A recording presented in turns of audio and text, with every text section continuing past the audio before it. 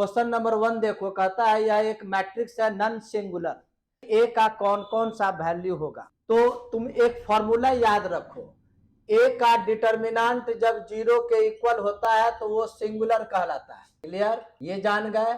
अगर ए का डिटर्मिनेंट 0 के इक्वल नहीं होगा तो नॉन सिंगुलर कहलाता है। एक क्वेश्चन से तुम दोनों की जानकारी ले लिए। यहां पर क्वेश्चन कहता है ये नॉन सिंगुलर है, इसका मतलब इसका डिटर्मिनेंट 0 के इक्वल नहीं होगा। तो इसको डिटर्मिनेंट लिखो 1 2 1। प्रॉपर्टीज पढ़े होगे, रो 1 में से रो 2 माइनस करो और रो 2 से रो 3 माइनस करोगे तो क्या आ जाएगा। तो रो 1 माइनस रो 2 करोगे तो 1 माइनस 2 माइनस 1 आ जाएगा। 2 minus 3 minus 1, 1 minus 1 0, 2 minus 3 minus 1, 3 minus a. अब इसको सॉल्व करोगे तो कॉलम 3 को लेकर एक्सपैंड कर दो, ये प्लस माइनस प्लस पोजीशन तो प्लस 0, ये माइनस 0, ये प्लस 1। प्लस 1 के बाद क्या करोगे, ये कैंसिल कर दो, ये कैंसिल कर दो, तो minus 1 minus 1 minus 1, 3 minus a is not equal to 0। इसको सॉल्व करोगे, माइनस 1 से मल्टीप्लाई करोगे तो माइनस ए प्लस से हो जाएगा और माइनस 3, फॉर्मूला में माइनस होता है। अब इसको मल्टीप्लाई करो, माइनस माइनस प्लस 1 हो जाएगा, is not equal to 0। A minus 4 is not equal to 0, a is not equal to 4। तो ऑप्शन में, इसका जो ऑप्शन है उस ऑप्शन में टिक लगा दोगे। ए का वैल्यू ऑल रियल नंबर होगा एक्सेप्ट 4 को छोड़। क्वेश्चन नंबर 2 में एक्स एक मैट्रिक्स दिया हुआ है, कहता है एक्स स्क्वायर माइनस एक्स आप निकालिए, या तो एक्स स्क्वायर निकाल दो और एक्स को माइनस करो और आंसर तैयार करो। तो देखो x square minus x square का मतलब इसी को 2 बार मल्टीप्लाई करना है, तो लिख दो 0 1 1। अब क्या करोगे, इस 2 मैट्रिक्स को मल्टीप्लाई करते हैं। मल्टीप्लाई करने का रूल हम बतलाते हैं। बाद वाला जो मैट्रिक्स होगा ना, प्रत्येक कॉलम को हॉरिजॉन्टली रफ में लिखना। जैसे देखो फर्स्ट कॉलम है 0 1 1, इसको रफ में लिखो, कभी भी गलती नहीं होगी। उसके बाद ये कॉरेस्पॉन्डिंग एलिमेंट से मल्टीप्लाई कर प्लस कर देते हैं, है कि नहीं। तो इसका आंसर क्या हो जाएगा, देखोगे 0 इंटू 0 0, 1 इंटू 1 1, और ये 1 प्लस 1 यानी 2 आ जाएगा। सेम कंडीशन अब इससे मल्टीप्लाई करोगे, बाद में फिर इससे मल्टीप्लाई करके सभी को प्लस करोगे। तो जब इससे मल्टीप्लाई करोगे तो 0, यह भी 0, यहां बच गया 1। इससे मल्टीप्लाई करोगे 0, ये 1 और ये 0 यानी 1 आ गया, फर्स्ट कॉलम का हो गया। फिर सेकंड कॉलम को भेजोगे 1 0 1, और जैसे इसको किए उसी प्रकार से सेकंड कॉलम को, फिर थर्ड कॉलम को ला करके करते हैं, है नहीं। यहाँ जाएगा 0 0, ये 1, ये हो गया 1 और 1 2, ये हो गया 1, ये 0 0, फिर थर्ड को लाओगे 1 1 0, 0 1 0 यानी 1 आ गया, ये 1 1 जा 1 0 0 यानी 1 आ गया, ये 1 2 हो गया और ये 0। उसके बाद क्या करोगे, ये सेकंड वाले मैट्रिक्स को लिख दोगे 1 1 1 0 1 1 1 0। उसके बाद ये माइनस कर दोगे, तो देखो 2 माइनस 0 कॉरेस्पॉन्डिंग एलिमेंट से माइनस होता है। देखोगे 2 मैट्रिक्स में रूल है, सभी एलिमेंट से अगर 2 कॉमन लोगे, यहाँ बचेगा 1 0 0 0 1 0 0 0 1, और इसको हम यूनिट मैट्रिक्स आइडेंटिटी मैट्रिक्स कहते हैं। तो आंसर आ जाएगा 2i, यही ऑप्शन है, इसी ऑप्शन में टिक लगा। क्वेश्चन नंबर 3 में देखो, ये मैट्रिक्स है और यहाँ पर Cij डिनोट करता है कोफैक्टर। तो कह रहा है C31 और C23 प्रोडक्ट आप मालूम कीजिए, ये हुआ cofactor of third row and first column. देखो प्लस में होता है या माइनस में होता है, उसको जानने के लिए इसको ट्रिक है, इसको प्लस करो, 3 + 1 4। अगर इवन आएगा तो प्लस में लिखना और ऑड आएगा तो माइनस में लिखना। यहाँ देखो 3 + 1 4 प्लस में है तो प्लस में तुम लिख दो और डिटर्मिनेंट लिखना। अब गौर करोगे कैसे करो, देखो थर्ड रो और फर्स्ट कॉलम को कैंसिल कर दो, ये थर्ड रो और फर्स्ट कॉलम कैंसिल हो जाएगा, तो ये 4 बचेगा ना, इसको लिख दो -1 2 2 -3, इसका डिटर्मिनेंट तैयार करेंगे। फिर इनटू, अब आइए इस सेकंड का 2 + 3 5 हुआ, ऑड हुआ तो माइनस में लिखो, फिर सेकंड ऑर्डर का डिटर्मिनेंट तैयार होगा। उसके लिए क्या करोगे, सेकंड रो और थर्ड कॉलम को कैंसिल करो, ये सेकंड रो कैंसिल और थर्ड कॉलम कैंसिल, क्या बचा 1 - 1 3 2, तो लिख दोगे 1 - 1 3 2। अब ये डिटर्मिनेंट आ गया, इसको सॉल्व कर दो, ये माइनस प्लस माइनस हो गया, और ये से ये हो जाएगा तुमको माइनस माइनस प्लस 3, फॉर्मूला में माइनस, 2 2 जा 4 इंटू, यहाँ देखोगे 2 minus minus plus 3। Question number 4 देखो, टोटल ऑप्शन वगैरह नहीं लिखे हैं, इसमें क्या कहता है, ये जो फंक्शन है वो x इक्वल टू 0 पर क्या है, कंटिन्यूअस डिफरेंशिएबल दोनों है, या कंटिन्यूअस है, या डिफरेंशिएबल नहीं है, या डिफरेंशिएबल है, कंटिन्यूअस नहीं है, ये ऑप्शन सब दिया हुआ है। हम इसको बतलाते हैं तुमको, ये गौर करोगे, कहीं भी मॉड एक्स हो ना, उसको ब्रेक करने का सीखो, है ना। मॉड के अंदर एक्स है ना, तो एक्स होगा कब, जब यह एक्स 0 से बराबर होगा, और ये माइनस एक्स होगा कब, जब एक्स 0 से छोटा होगा। किसी भी मॉडुलस को ये ब्रेक करने का तरीका है। यह केस 1 हुआ और ये केस 2 हुआ। अब बतलाइए, यहाँ x मल्टीप्लाई है, तो x इंटू मॉड एक्स को क्या लिखोगे, यहाँ भी तो x मल्टीप्लाई करोगे, तो x square when x is greater equal to 0, x यहाँ भी मल्टीप्लाई करोगे, minus x square when x is less than 0। यही हो गया तुमको फंक्शन एफ एक्स। कोई भी फंक्शन किसी भी वैल्यू पर कंटिन्यूअस और डिफरेंशिएबल दोनों की जब बात बोले, हम तुम उसका थ्योरी ही पढ़ा देते हैं, इसलिए बोले एक क्वेश्चन से अनेक चीज सीख जाओगे। ये टेबल तुम ऑलवेज याद रखो। सपोज करो ये कंटिन्यूअस है और यहां मान लो डिफरेंशिएबल है, ऑलवेज याद रखो, यदि कोई भी फंक्शन किसी दिए हुए पॉइंट पर कंटिन्यूअस है तो वह डिफरेंशिएबल हो भी सकता है और नहीं भी हो सकता है, ऑलवेज याद रखना। यदि मान लो कंटिन्यूअस नहीं है, किसी भी वैल्यू पर कंटिन्यूअस नहीं है, तो वह डिफरेंशिएबल कभी भी नहीं होगा। सेकंड डाउन देखो, इसको पढ़ते हैं if then, if yes then yes और no, if no then no. अब इधर से देखो, यदि डिफरेंशिएबल हो, अगर कोई भी फंक्शन डिफरेंशिएबल हो तो वह 100% कंटिन्यूअस होगा, और यदि वह डिफरेंशिएबल नहीं हो तो वह कंटिन्यूअस हो भी सकता है और नहीं भी हो सकता है। इस चीज को जानोगे तो किसी भी टाइप का दोनों में क्वेश्चन तुम आराम से बना सकते हो। यहां पर हमको ऑप्शन में जो है हम नहीं लिखे हैं, कंटिन्यूअस डिफरेंशिएबल दोनों से रिलेटेड है। हम यहाँ पर कंटिन्यूटी ना चेक करके डिफरेंशिएबिलिटी चेक करते हैं। डिफरेंशिएबिलिटी चेक करने के लिए इसको डिफरेंशिएट कर दो, एक्स स्क्वायर का differentiation 2x, minus x square का माइनस 2x, क्लियर, ये हो गया। अब देखो लेफ्ट हैंड डेरिवेटिव और राइट हैंड डेरिवेटिव, तो left hand derivative at x equal to 0, 0 के लेफ्ट मतलब x 0 से कम, तो x 0 से कम में ये हो गया, इसमें x के जगह पर 0 इनपुट करोगे तो -2 इंटू 0 0 होता है, ये कहलाता है राइट हैंड डेरिवेटिव, यानी 0 से जस्ट ज्यादा। तो देखो 0 से बड़ा है तो इसमें x के जगह पर 0 इनपुट करोगे, 0, क्या देख रहे हो, दोनों इक्वल है।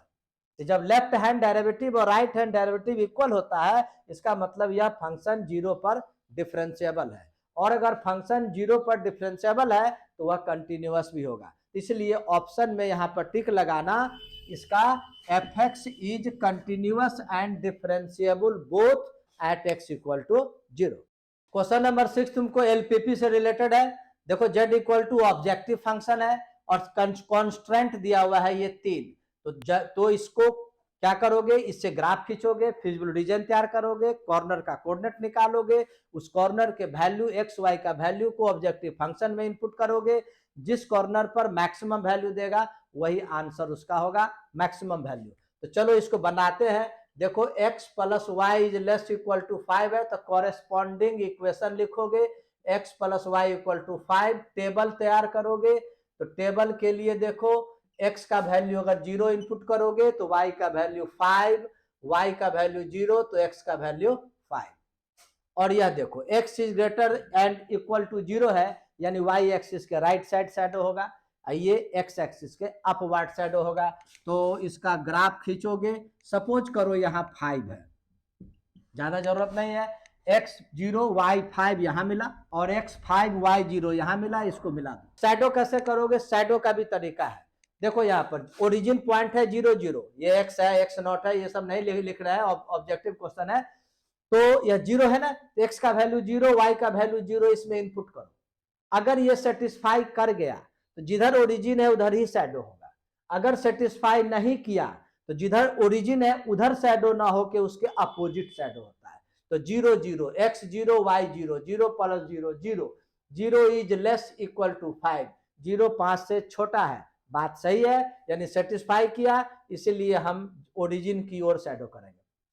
ये देखो x is greater than equal to 0 का मतलब y के राइट साइड शैडो होगा, y इज ग्रेटर और इक्वल टू 0 का मतलब x के अपवर्ड शैडो होगा।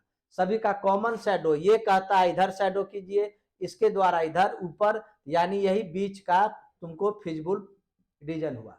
ये फिजिबल कॉर्नर एक आया, तुमको एक्स वाई का वैल्यू फाइंड आउट करो 0 5। एक फिजिबल पॉइंट आया बी, ये है 5 0। एक फिजिबल पॉइंट आया तुमको 0 0। अब इसी तीनों वैल्यू को इस जेड में इनपुट कीजिए और किस पर वैल्यू ज्यादा होता है। तो देखो यदि 0 0 यहाँ पर 0 है, यदि 0 0 इनपुट करते हो तो जेड का वैल्यू क्या आ जाएगा 0, जेड का 0 0 पर तुमको जेड का वैल्यू आ जाएगा 0। अब आओ 0 5 पर चेक करते हो तो जेड का वैल्यू क्या होगा, एक्स का वैल्यू 0, वाई का वैल्यू 5, 7 5 जा 35, 35 आया।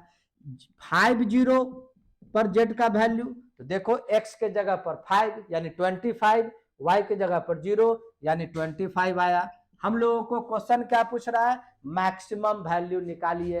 तो मैक्सिमम वैल्यू कौन सा हुआ 35, इसलिए इसका आंसर में टिक लगाना 35। क्वेश्चन नंबर 7 देखो, किसी दो वेक्टर के क्रॉस प्रोडक्ट का मॉड दे दिया, डॉट प्रोडक्ट का ये वैल्यू दे दिया, तो कहेगा दोनों वेक्टर के बीच का एंगल निकालिए। इसके लिए एक फॉर्मूला तुम याद रखो, ये फॉर्मूला क्या है, ये mod of a cross b upon a vector dot b vector का वैल्यू होता है tan थीटा। इसका मतलब हुआ tan थीटा का वैल्यू, देखो इसका वैल्यू कितना दिया हुआ है √3 और इसका वैल्यू क्या दिया हुआ है -3।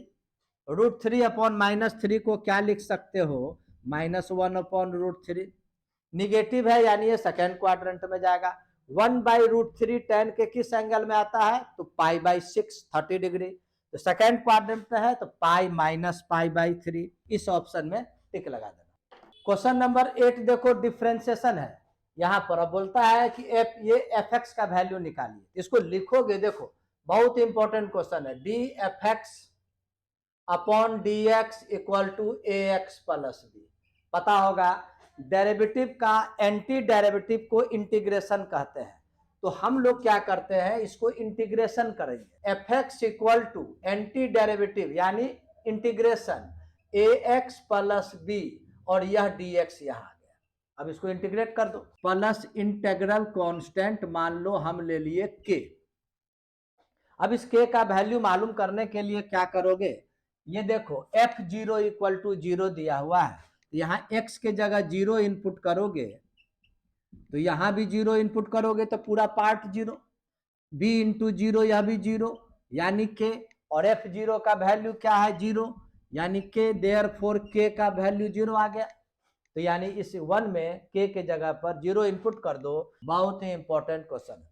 क्वेश्चन नंबर 9 में देखो, ABC ट्रायंगल है और इस तीनों वर्टेक्स का कोऑर्डिनेट दे दिया है और कहता है ये डेल्टा जो है यह इस ट्रायंगल के एरिया को डिनोट करेगा, तो इसका वैल्यू निकालिए। तुमको पता होगा डिटर्मिनेंट के आधार पर एरिया इक्वल टू क्या होता है, रूल है।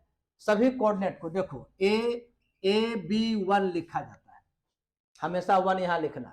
Second coordinate CD1, third coordinate EF1, ये एरिया होता है। 1/2 मल्टीप्लाई करते हैं, ये एरिया होता है। और डिटर्मिनेंट का प्रॉपर्टीज पढ़े हो, यदि इसको ट्रांसपोज कर दे रो को कॉलम में या कॉलम को रो में, तो डिटर्मिनेंट के वैल्यू में किसी भी प्रकार का चेंजिंग नहीं होता है। तो हम लोग इसको चेंज कर रहे हैं। देखो फर्स्ट रो को हम फर्स्ट कॉलम लिख दिए, सेकेंड रो को सेकेंड कॉलम लिख दिए और थर्ड रो को हम थर्ड कॉलम लिख दिए। यही ना यहाँ पर है, ये 2 चलाएगा इधर, तो 2 डेल्टा इक्वल टू, इसका स्क्वायर पूछ रहा है तो स्क्वायर करोगे तो क्या आ जाएगा 4 डेल्टा का स्क्वायर। इसी ऑप्शन में टिक लगा। 10 में देखो मैट्रिक्स दिया हुआ है और कहता है इस मैट्रिक्स के एडजॉइंट का डिटर्मिनेंट निकालिए। हम इसके पहले वाले वीडियो में तुमको बतलाए हुए हैं कि जब भी डिटर्मिनेंट मालूम करना है ना, अगर मान लो an इंटू n ऑर्डर का मैट्रिक्स है तो इसका एडजॉइंट का डिटर्मिनेंट निकालना होगा। तो a का डिटर्मिनेंट निकालकर जितने ऑर्डर का है उसमें एक माइनस कर दो, ये हम बतलाए हुए हैं। तो यहां देखो थर्ड ऑर्डर का है। उसके बाद यह भी जानो यूनिट मैट्रिक्स का डिटर्मिनेंट 1 होता है। तो यहां पर तुम देखोगे ये ए मैट्रिक्स है, यह गौर करोगे सभी में ए है ना, तो हम इसको ए को कॉमन ले सकते हैं। ए को जब कॉमन लोगे तो बचेगा क्या, 1 1 1, यहाँ 0 0 यानी आइडेंटिटी मैट्रिक्स। तो ये आइडेंटिटी मैट्रिक्स थर्ड ऑर्डर का आ जाएगा। अब चलिए इसका डिटर्मिनेंट निकालोगे, डिटर्मिनेंट ऑफ ए। तो डिटर्मिनेंट निकालने के लिए रूल क्या है कि जब डिटर्मिनेंट मालूम करोगे ना तो ये थर्ड ऑर्डर का है। तो थर्ड ऑर्डर का मतलब क्या होगा कि a टू द पावर 3 और डिटर्मिनेंट ऑफ I3 लिख दोगे। डिटर्मिनेंट ऑफ I3 का वैल्यू 1 होता है, तो देयरफॉर यहां पर लिख दोगे determinant of a equal to a cube. अब गौर कीजिए, अब हम लोग को एडजॉइंट ऑफ ये फॉर्मूला में क्या है, यहाँ पर पावर जो ऑर्डर n ऑर्डर है तो n-1 करते हैं। तो यहाँ पर तुमको थर्ड ऑर्डर का है, यहाँ पर पावर 2 दोगे, इसीलिए एडजॉइंट ऑफ a का determinant a to the power 6 हो जाएगा। क्वेश्चन नंबर 11 देखो, यहाँ पर ये लीनियर डिफरेंशियल इक्वेशन है और इंटीग्रेटिंग फैक्टर निकालना है। देखो लीनियर डिफरेंशियल इक्वेशन का जनरल इक्वेशन क्या होता है, dx upon dy plus px, इस प्रकार से होता है। तो इस टाइप का जब लीनियर डिफरेंशियल इक्वेशन होगा तो इसका इंटीग्रेटिंग फैक्टर का फॉर्मूला होता है e to the power p dy, क्योंकि y के रिस्पेक्ट डिफरेंशिएशन होता है। तो चलिए यहां पर गौर करोगे, यहाँ कॉफिशिएंट 1 है जबकि यहाँ 1 माइनस वाई स्क्वायर है। तो 1 माइनस वाई स्क्वायर से दोनों तरफ डिवाइड करोगे तो क्या आ जाएगा, 1 माइनस वाई स्क्वायर से अगर डिवाइड करते हो तो dx by dy plus y upon 1 minus y square x equal to a y by 1 minus y square. तो x का जो मल्टीपुल है दैट इज कॉल्ड p। यहाँ पर p का वैल्यू ये हो गया, इसलिए integrating factor e to the power p dy लिखोगे। सॉल्व करोगे e to the power p का वैल्यू लिख दोगे वह y upon 1 minus y square dy। अब बात आती है इसका इंटीग्रेशन कैसे करोगे, तो ये सब्स्टिट्यूशन मेथड से होगा। सब्स्टिट्यूशन मेथड में अगर नीचे वाले को t माना जाएगा ना तो इसका डिफरेंशिएशन क्या होगा, -2y dy। तो -2y dy हम लोग को चाहिए, इसलिए एडवांस में हम -2 से मल्टीप्लाई और -2 से डिवाइड भी कर लेते हैं, सहूलियत होगा। तो ये -2 से मल्टीप्लाई और डिवाइड कर दिए। अब देखोगे यदि इसको t मानोगे, लोग को साइड में लिखे देते हैं, 1 माइनस वाई स्क्वायर को t मानोगे तो -2y dy equal to dt हो जाएगा। तो यहाँ पर e टू द पावर -12 ये तुमको dt बाई t हो जाएगा।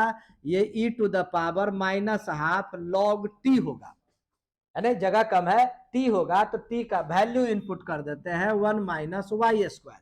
ये देखो माइनस है ना, इसको प्लस करोगे तो नीचे चला जाएगा और ये 1/2 पावर में जाएगा। स्टेप बाय स्टेप देखो बतला देते हैं। e टू द पावर क्या होगा, माइनस लॉग, ये हाफ है ना तो हाफ पावर होगा तो √1 माइनस वाई स्क्वायर होगा।